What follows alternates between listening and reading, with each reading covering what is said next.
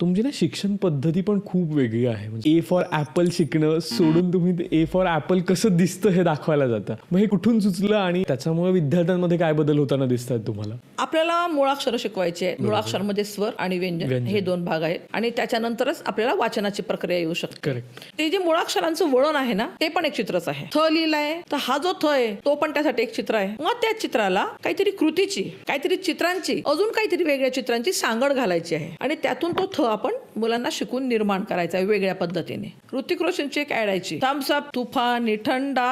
मग मी म्हटलं अरे हा थव्याचा का हवा ना, आमच्या गावात तरी थवे दिसू शकतात. शहरात कुठून दिसणार? मी थम्सअपचा केला. Correct. अरे पूर्ण वर्ग आनंदाला, अख्खा वर्ग माझ्या मागे गुणगुणा लागला थम्सअपचा. थम्सअप तुफान थंडा.